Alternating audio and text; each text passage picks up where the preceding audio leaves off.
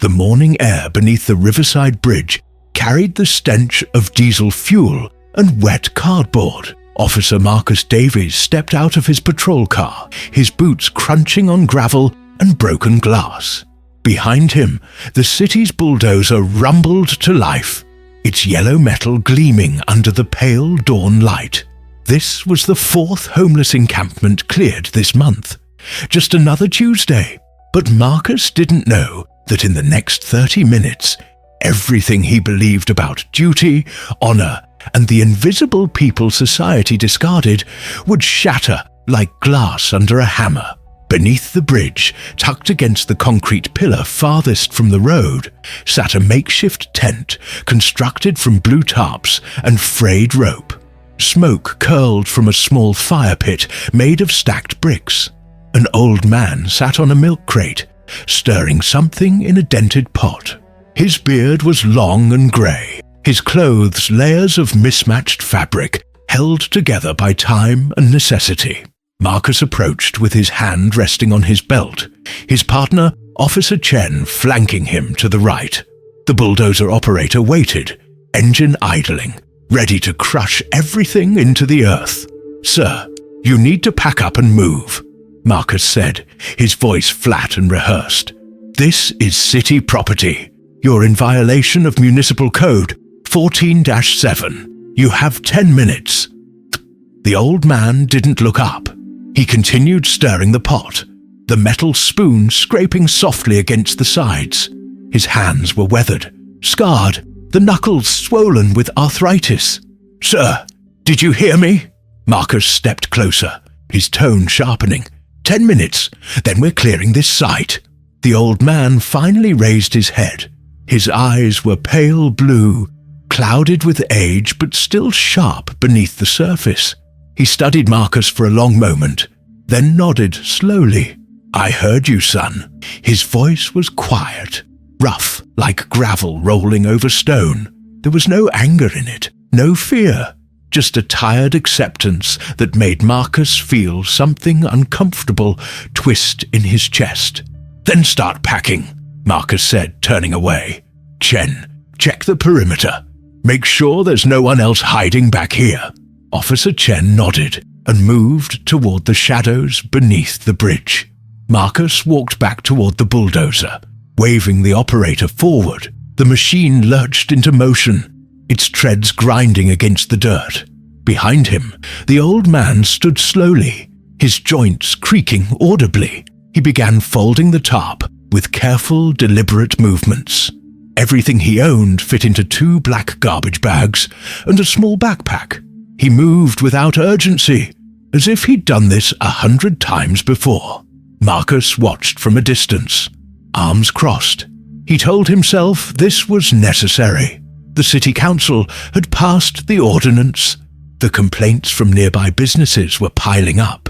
Homelessness was a problem that needed solving, and solving it meant clearing the camps, moving people along, keeping the city clean. But as he watched the old man fold his life into plastic bags, Marcus felt that uncomfortable twist again. He pushed it down. 5 minutes, he called out. The old man didn't respond. He tied the top of one garbage bag and set it aside, then reached into the tent and pulled out a small metal box. It was rusted at the edges, the kind of lockbox someone might use for important documents. He opened it carefully, his fingers trembling slightly. From inside, he removed a single photograph, laminated in yellowed plastic. He held it close to his chest, then slipped it into the inner pocket of his coat. Marcus frowned. "What's that?" "Nothing that concerns you, son. Everything here concerns me. Let me see it." The old man's jaw tightened. For the first time, Marcus saw something flicker in those pale eyes. Not defiance. Something deeper. Something that looked like grief. "It's just a picture," the old man said quietly. "It's all I got left." Marcus stepped forward, his hand extended. "Let me see it."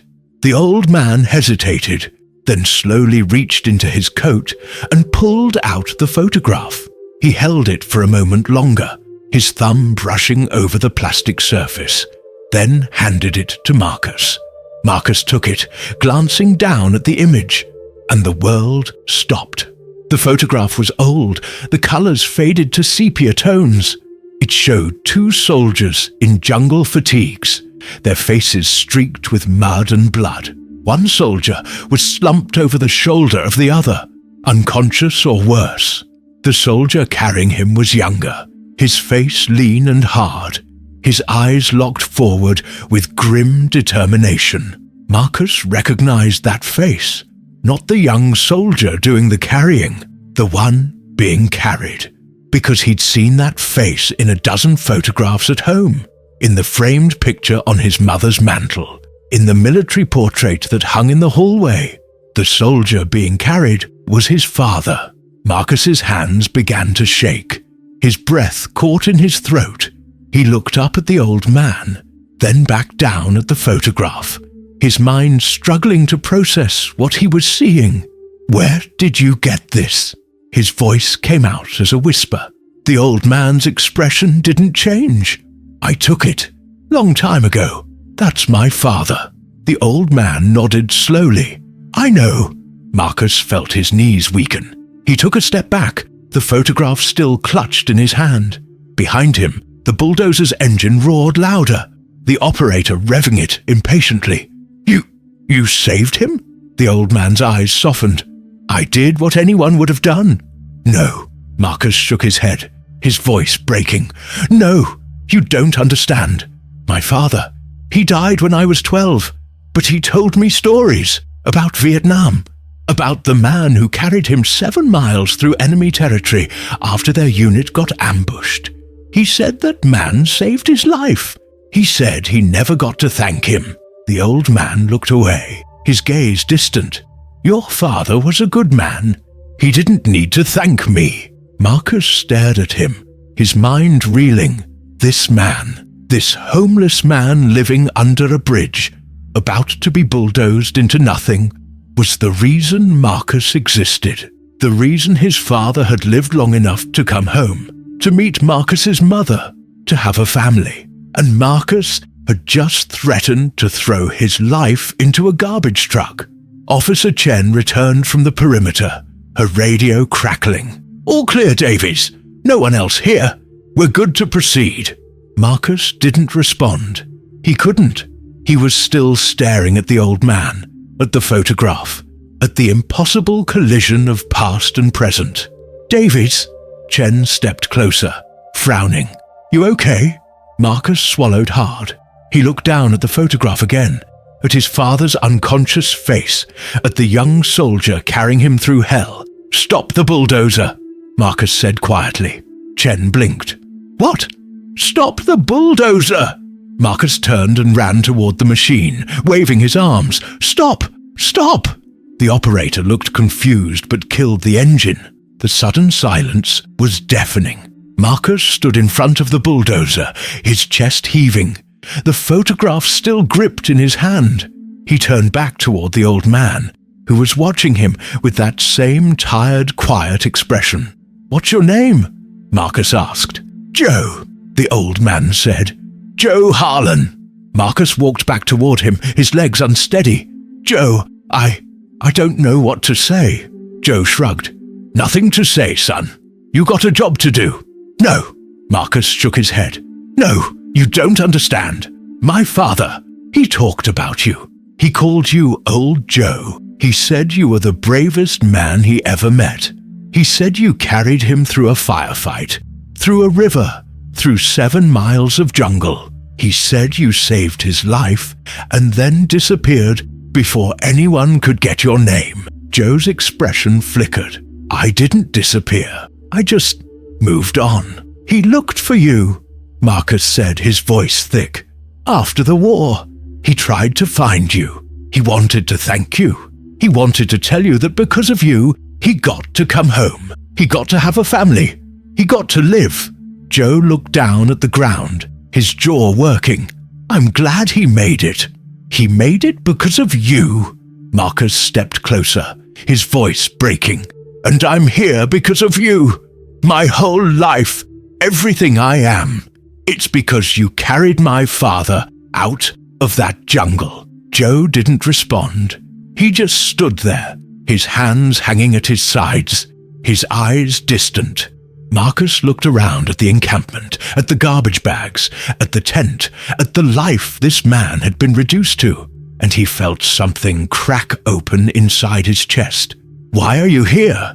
Marcus asked quietly. "Why are you living like this?" Joe shrugged. "Life happens, son. You come home from the war and nobody knows what to do with you. You try to fit back in, but the world moved on without you. You lose jobs. You lose people. You lose yourself. And one day you wake up under a bridge and you realize this is where you ended up." Marcus felt tears burning in his eyes.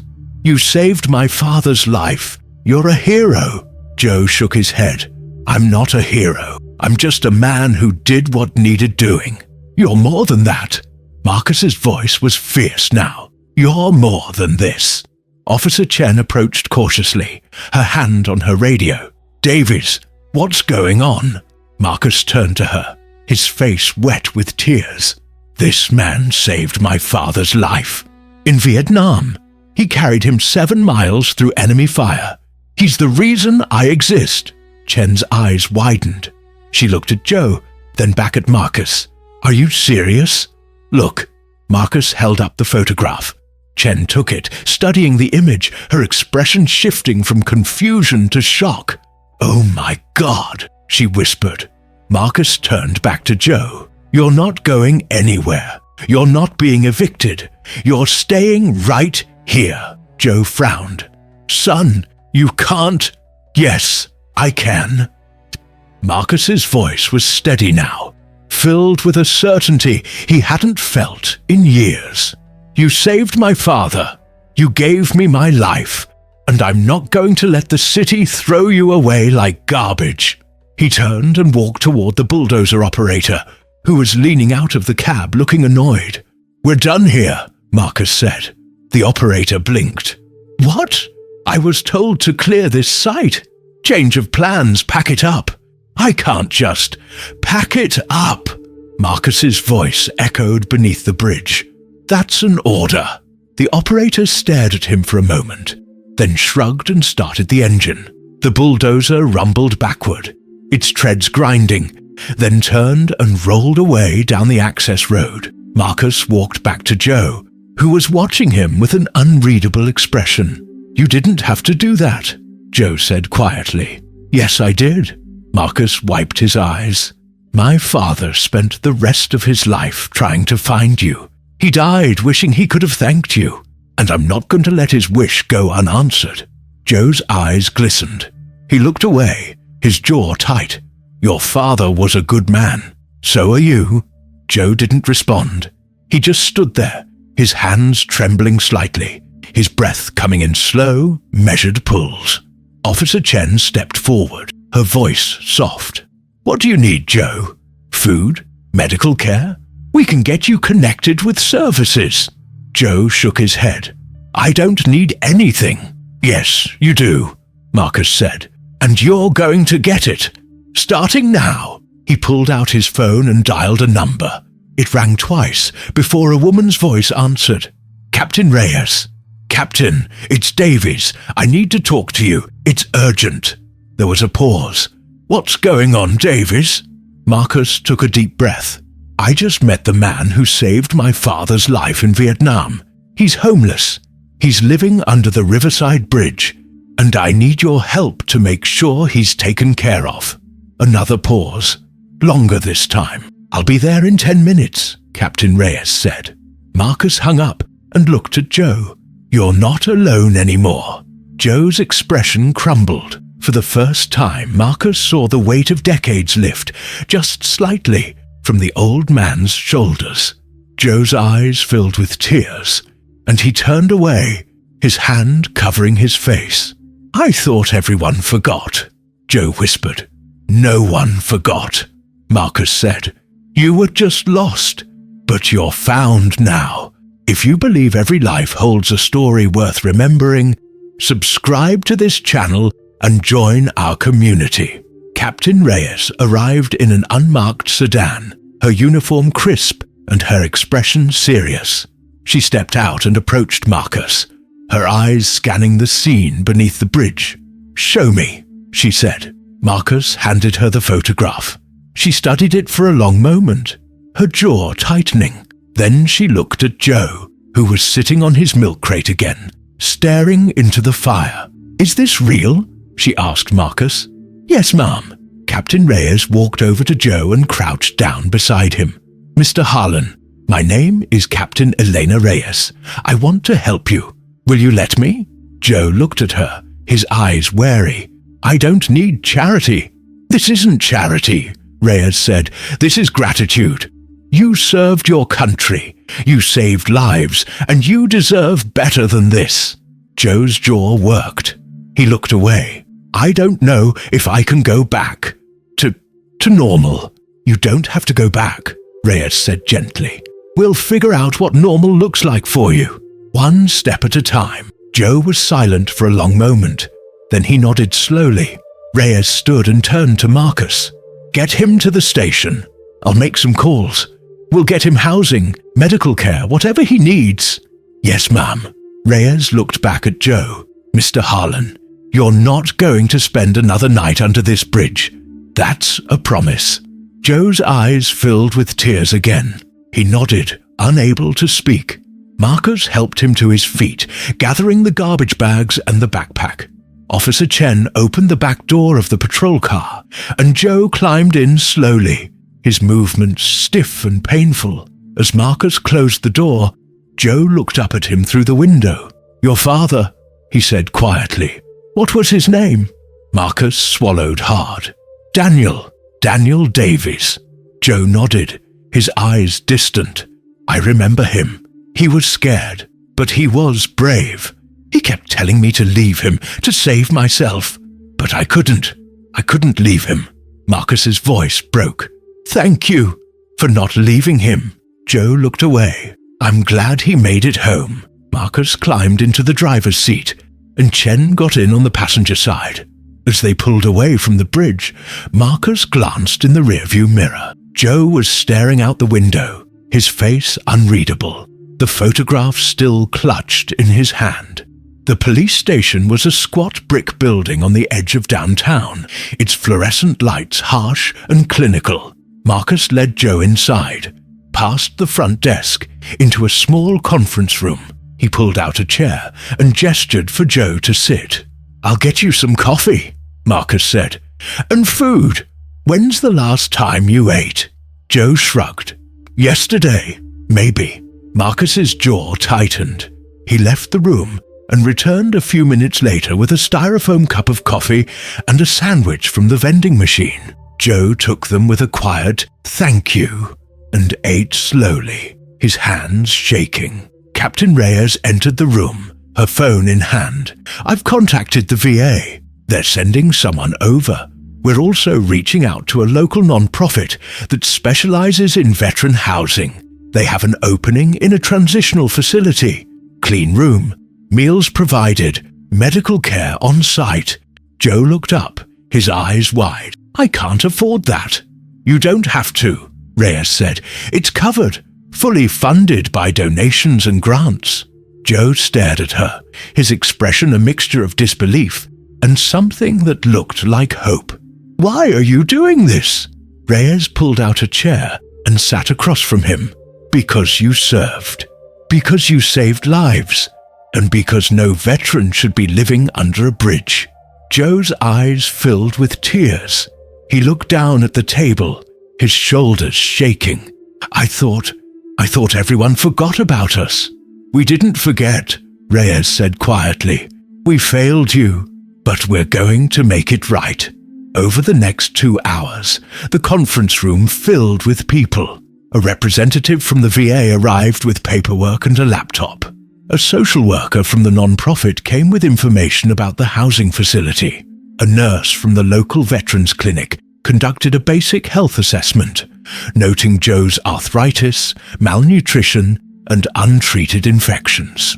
Marcus sat in the corner, watching it all unfold. He felt a strange mixture of emotions: relief, gratitude, anger at the system that had let Joe fall through the cracks, and a deep, aching sadness for all the years Joe had spent alone. When the paperwork was finally complete, the social worker stood and smiled at Joe. "Mr. Harlan, we have a room ready for you. It's not much, but it's warm, it's safe, and it's yours for as long as you need it." Joe nodded, his voice barely a whisper. "Thank you." Marcus drove him to the facility, a modest 2-story building on the outskirts of the city. The social worker met them at the entrance and led Joe inside. His room was small but clean. A single bed, a dresser, a window overlooking a courtyard. Joe stood in the doorway, staring at the room as if he couldn't quite believe it was real. "This is mine?" he asked. "This is yours," the social worker said. Joe stepped inside slowly, his hand trailing along the wall. He sat on the edge of the bed, testing the mattress, then looked up at Marcus with tears streaming down his face. "I don't know what to say." Marcus knelt beside him. "You don't have to say anything. You've already given me everything." Joe reached into his coat and pulled out the photograph. He held it out to Marcus. "You should have this. It's your father." Marcus shook his head. "No, you keep it. It's yours. It's your story." Joe looked down at the photograph, his thumb brushing over the plastic. "He was a good man. So are you." Joe's shoulders shook with silent sobs. Marcus put a hand on his shoulder and stayed there until the tears stopped. That night, Marcus sat at his kitchen table, staring at a photograph of his father. It was the same one that hung in the hallway. His father in his dress uniform, young and proud, his eyes bright with hope. Marcus's mother had passed away 3 years ago. His father had died when Marcus was 12. But sitting there, looking at that photograph, Marcus felt them both with him. "I found him, Dad," Marcus whispered. "I found old Joe, and I'm going to make sure he's okay. I promise." The photograph didn't answer, but Marcus felt something shift inside him, a weight he hadn't known he was carrying finally lifting. The next morning, Marcus returned to the Riverside Bridge. The encampment was gone, the ground cleared and empty, but he stood there for a long time, staring at the spot where Joe's tent had been. Officer Chen joined him, her hands in her pockets. "You did a good thing, Davies." Marcus nodded. "It's not enough. There are hundreds more out here, thousands, and we're just moving them along, pretending they don't exist." Chen was quiet for a moment. "So, what do we do?" Marcus turned to her. "We start paying attention. We start seeing them. We start remembering that every one of them has a story. And maybe, if we're lucky, we get the chance to change one of those stories." Chen nodded slowly. "I'm in." Marcus looked back at the bridge, at the empty space where Joe had lived for who knows how long, and he made a silent vow. No more invisible people. Not on his watch. 3 weeks later, Marcus received a call from the social worker. Joe had been asking for him. Marcus drove to the facility and found Joe sitting in the courtyard, a blanket over his lap, a cup of tea in his hands. He looked different. Cleaner, healthier, his eyes brighter. "Hey, Joe," Marcus said, pulling up a chair. Joe smiled. "Hey, son." They sat in silence for a while, watching the clouds drift across the sky. "How are you doing?" Marcus asked. Joe shrugged. "Better. Still getting used to it. Sleeping in a bed, having meals. It's strange." "Good strange?" Joe nodded. "Yeah, good strange." Marcus smiled. "I'm glad." Joe looked at him, his expression serious. "Your father would be proud of you." Marcus's throat tightened. "I hope so." "I know so." Joe reached into his pocket and pulled out the photograph. He was a good man, and he raised a good son. Marcus looked down at the photograph, at his father's face, at the young soldier carrying him through hell, and he felt something settle inside him, a sense of peace he hadn't felt in years. "Thank you, Joe," Marcus said quietly. For everything. Joe nodded. Thank you, son, for not forgetting. They sat together in the courtyard, two men connected by a photograph, by a war fought decades ago, by a life saved and a debt repaid. And for the first time in a long time, neither of them felt alone. The weeks turned into months and Joe Harlan's transformation became something Marcus Davies checked on, like a gardener tending a fragile plant. Every visit to the veterans' facility revealed small changes. Joe's face filling out, his hands steadier, his eyes clearer. But there was something else growing beneath the surface, something Marcus couldn't quite name. It looked like purpose. On a cold Thursday morning in late November, Marcus received a call from Captain Reyes. Her voice was tight, controlled in that way that meant something serious had happened. Davies, get to the facility now. Marcus's stomach dropped. Is Joe okay? Just get here. Marcus drove faster than he should have, his mind racing through possibilities. Had Joe relapsed? Had he left? Had something happened to his health? The facility came into view, and Marcus saw 3 patrol cars parked outside, their lights off, but their presence ominous. He rushed inside and found Captain Reyes in the common room, standing with the facility director, a thin woman named Margaret Chen. Joe sat on the couch, his hands folded in his lap, his expression calm but distant. What's going on? Marcus demanded. Reyes turned to him, her face unreadable. We received a complaint, anonymous tip. Someone claimed Joe was harassing residents, making threats, causing disturbances. Marcus felt anger flash through him. That's bullshit. Joe wouldn't... I know, Reyes interrupted. I know, but we have to investigate. Protocol. Marcus looked at Joe, who met his gaze with those pale blue eyes. There was no fear there, no anger, just that same tired acceptance Marcus had seen under the bridge. Joe, what happened? Marcus asked, sitting beside him. Joe shrugged. Nothing happened. I've been keeping to myself, going to meals, attending the group sessions, doing what they asked.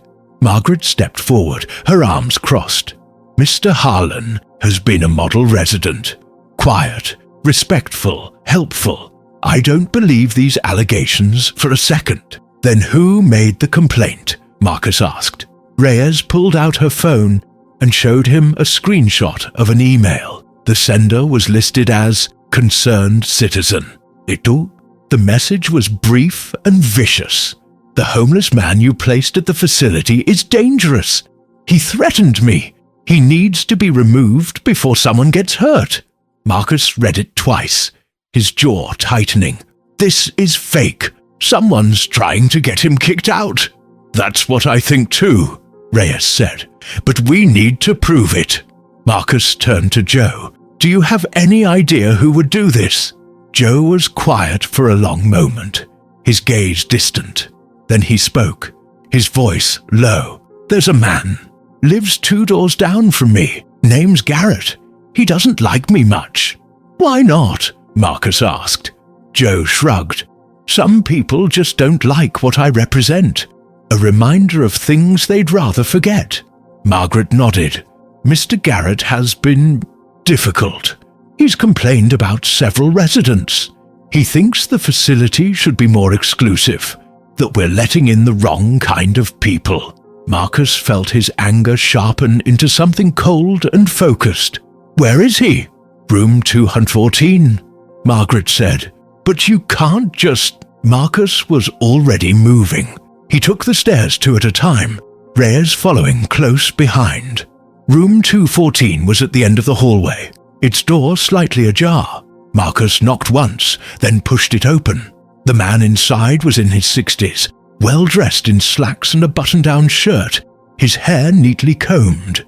He looked up from his laptop, his expression shifting from surprise to indignation. What the hell do you think you're doing? Garrett demanded. Marcus stepped inside, his badge visible on his belt. Officer Marcus Davies, I need to ask you some questions. Garrett's eyes narrowed. About what? About a complaint filed against Joe Harlan. Garrett's expression didn't change, but Marcus saw something flicker in his eyes. Recognition. Guilt. I don't know what you're talking about, Garrett said. Yes, you do. Marcus stepped closer. You filed a false complaint. You tried to get an innocent man kicked out of this facility. Garrett stood, his face flushing. That man doesn't belong here. He's a vagrant, a drunk. He should be back on the streets where he belongs. Marcus felt his hands clench into fists. That man is a decorated veteran. He saved lives. He served his country while you were probably sitting in some air-conditioned office complaining about your taxes. Garrett's face twisted. I don't care what he did 50 years ago. He's a burden now, a waste of resources. This facility should be for people who deserve it. And who decides that? Marcus's voice was dangerously quiet. You? Garrett crossed his arms. I'm a taxpayer. I have a right to voice my concerns. You have a right to voice concerns, Reyes said from the doorway. You don't have a right to file false reports. That's a crime. Garrett's confidence faltered. I didn't file a false report. I filed a legitimate concern. Based on what evidence? Marcus demanded. Garrett hesitated. I saw him, acting strangely, talking to himself. It made me uncomfortable. Uncomfortable isn't illegal, Reyes said, and talking to yourself isn't a threat. Marcus leaned in, his voice low. You tried to destroy a man's life because he made you uncomfortable, because he reminded you of something you didn't want to see, and that makes you worse than anything you accused him of. Garrett's face went pale. He sat back down, his hands shaking.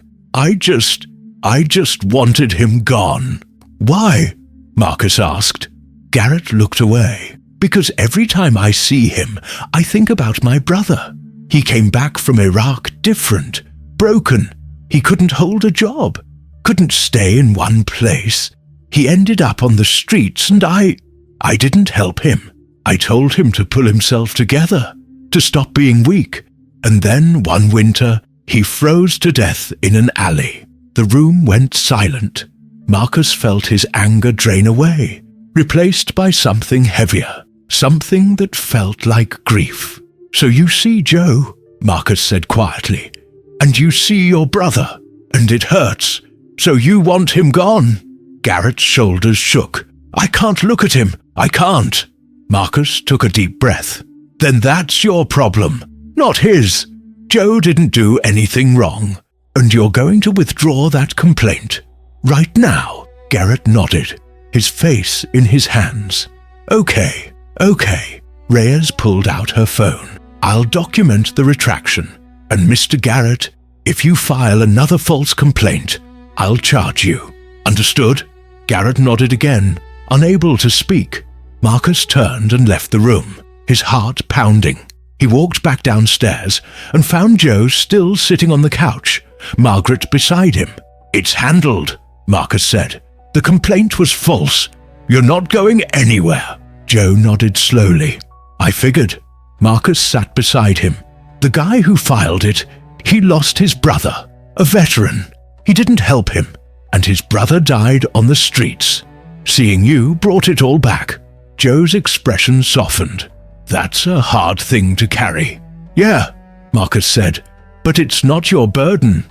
Joe was quiet for a moment. Maybe it is.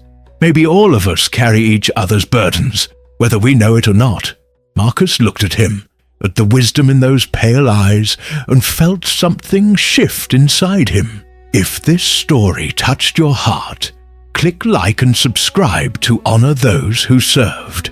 Over the next few weeks, something unexpected happened. Joe began spending time with Garrett. Marcus saw them sitting together in the courtyard, talking quietly. He asked Joe about it once, and Joe just shrugged. He needed someone to listen, Joe said. I know what that's like. Marcus shook his head in wonder. You're a better man than I am. Joe smiled faintly. I'm just a man who's been where he is." As winter deepened, the facility organized a small Thanksgiving dinner for the residents. Marcus was invited, along with several other officers who had been involved in Joe's case. The common room was decorated with paper turkeys and hand-drawn banners. The smell of roasted turkey and stuffing filled the air. Marcus sat at a long table beside Joe, watching the residents laugh and talk. Garrett was there too, sitting across from them, his expression softer than Marcus had ever seen it. "This is good," Joe said quietly, looking around the room. "This is what it should be." Marcus nodded. "Yeah, it is." After dinner, Margaret stood and tapped a glass to get everyone's attention. "I want to thank all of you for being here tonight. This facility exists because we believe every person deserves dignity, safety, and a place to call home. And tonight, I want to recognize someone who embodies those values." She gestured to Joe. Joe Harlan came to us a few months ago with nothing but a photograph and a lifetime of service. Since then, he's become a cornerstone of this community. He listens. He helps. He reminds us all what it means to care for one another. "Joe, would you like to say a few words?" Joe looked startled. He glanced at Marcus, who nodded encouragingly. Slowly, Joe stood, his hands gripping the edge of the table. "I'm not good with words," Joe began, his voice rough. "But I want to say thank you. For a long time, I thought I was invisible. I thought the world had moved on without me, and maybe it had. But then I met Officer Davies, and he reminded me that I still mattered, that my story still mattered. And that's all any of us really want, isn't it? To know that we matter." His voice broke, and he paused, swallowing hard. "I spent a lot of years alone, a lot of years thinking I was forgotten. But I wasn't, and neither are any of you. We all matter, every single one of us." The room erupted in applause. Joe sat down quickly, his face flushed. Marcus put a hand on his shoulder and squeezed. "That was perfect," Marcus said. Joe nodded, unable to speak. As the evening wound down, Marcus walked Joe back to his room. They stood in the doorway, the hallway quiet around them.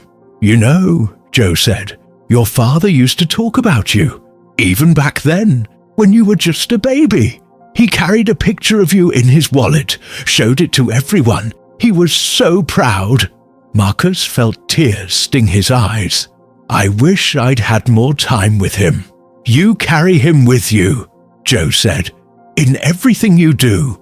He's not gone." "Not really." Marcus nodded, his throat tight. "Thank you, Joe, for everything." Joe smiled. "Thank you, son, for seeing me." They shook hands, and Marcus left, walking out into the cold night air. He sat in his patrol car for a long time, staring up at the stars, thinking about his father, about Joe, about all the invisible people the world had forgotten. And he made a promise to keep seeing them, to keep remembering, to keep fighting for the ones who couldn't fight for themselves. The following week, Marcus was called into Captain Reyes's office. She gestured for him to sit, her expression serious.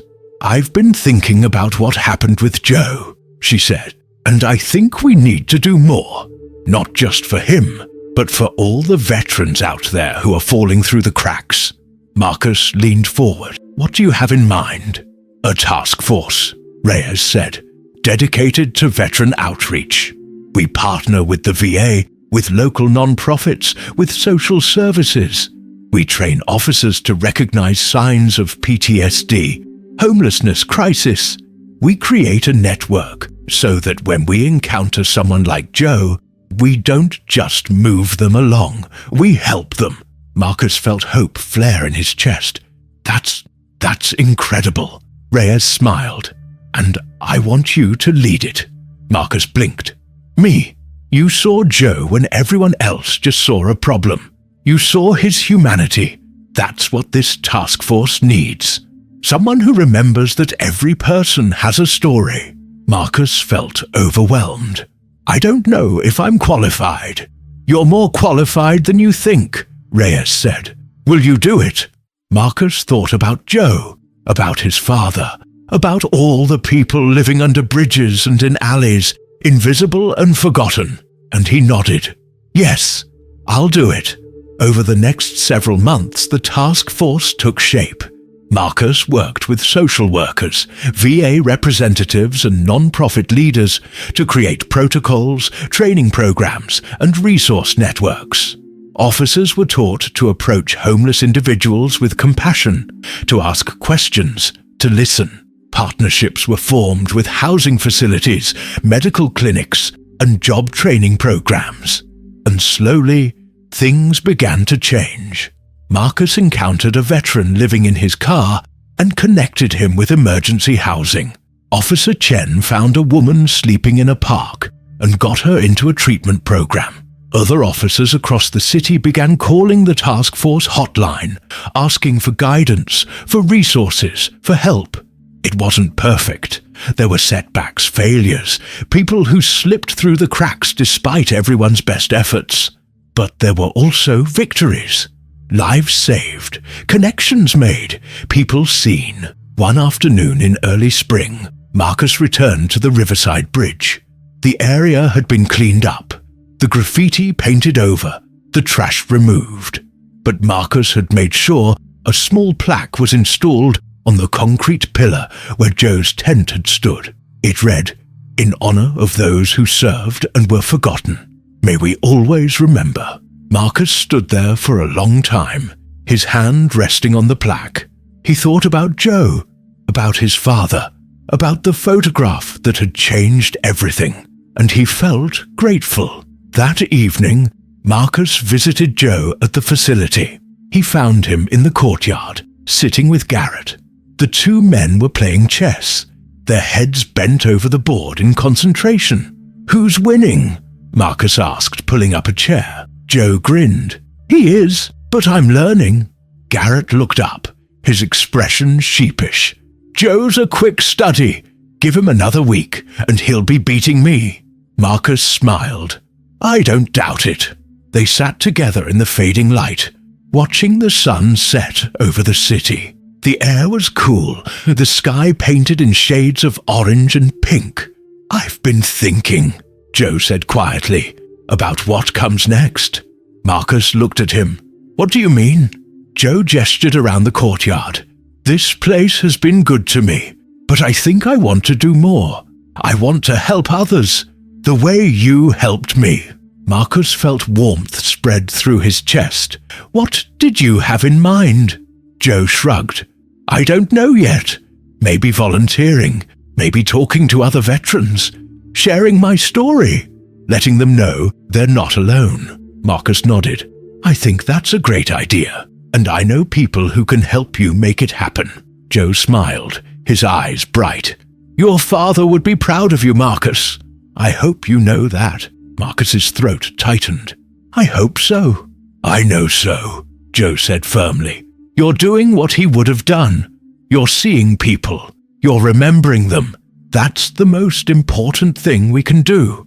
Marcus looked at Joe, at this man who had carried his father through hell, who had been forgotten by the world, who had been found again, and he felt something settle deep inside him, a sense of purpose, of connection, of meaning. "Thank you, Joe," Marcus said, "for everything." Joe reached over and gripped Marcus's hand. "Thank you, son, for not walking away." They sat together as the sun disappeared below the horizon. Two men connected by a war, by a photograph, by a promise kept. And in that moment, neither of them felt lost. 6 months later, Joe Harlan stood in front of a room full of veterans at the local VA center. His hands were steady now, his voice clear. He held the laminated photograph, the one that had saved his life in more ways than one. "This is my friend Daniel," Joe said, holding up the photograph. "I carried him 7 miles through enemy territory, and 50 years later, his son carried me out of the darkness. That's what we do. We carry each other. and we never stop." The room was silent, every eye on Joe. Marcus stood in the back watching, his heart full. Joe continued, "Some of you are struggling. Some of you feel invisible. Some of you think the world has forgotten you. But I'm here to tell you, you're not forgotten. You're not invisible. You matter. Your story matters. And there are people who will carry you if you let them." Applause filled the room. Joe smiled, his eyes glistening, and stepped down from the podium. Veterans approached him, shaking his hand, thanking him, sharing their own stories. Marcus watched it all, feeling a sense of pride and gratitude so profound it almost hurt. After the event, Joe and Marcus walked out into the parking lot together. The evening air was warm, the sky clear. "You did great in there," Marcus said. Joe shrugged. "I just told the truth. That's all anyone needs," Marcus said. They stood by Marcus's patrol car, neither of them in a hurry to leave. "You know," Joe said, "I spent a lot of years thinking my life didn't matter, that I didn't make a difference. But I was wrong. I saved your father. And because of that, you exist. And because you exist, you've saved others. That's a legacy. That's something that matters." Marcus felt tears blur his vision. "You made all the difference, Joe. All of it." Joe smiled. "So did you, son. So did you." They embraced. Two men bound by history, by gratitude, by love. And as Marcus drove away, he looked in the rearview mirror and saw Joe standing in the parking lot, waving. The old man who had once been invisible, forgotten, discarded. The old man who had been seen. The old man who mattered. Marcus smiled and waved back, and he knew with absolute certainty that his father was proud. That night, Marcus sat at his kitchen table, looking at the photograph of his father. He thought about Joe, about the task force, about all the lives that had been touched, all the stories that had been remembered, and he thought about the simple truth that had changed everything. Every life holds a story worth remembering. He picked up a pen and wrote a letter, not to anyone in particular, just to the universe, to the future, to anyone who might need to hear it. "If you ever feel invisible," he wrote, "know that you're not. Someone sees you. Someone remembers you. Someone will carry you. You just have to hold on long enough to let them." He folded the letter and placed it in an envelope. He didn't know what he'd do with it. Maybe he'd give it to Joe. Maybe he'd keep it. Maybe it didn't matter, because the words were true, and truth has a way of finding the people who need it most. Marcus turned off the light and went to bed, his heart at peace. And somewhere across the city, beneath the riverside bridge, the plaque gleamed in the moonlight. "In honor of those who served and were forgotten, may we always remember." The words stood as a promise, a reminder, a vow that no one would be invisible, not anymore, not ever again. If you believe every life holds a story worth remembering, subscribe to this channel and join our community. End.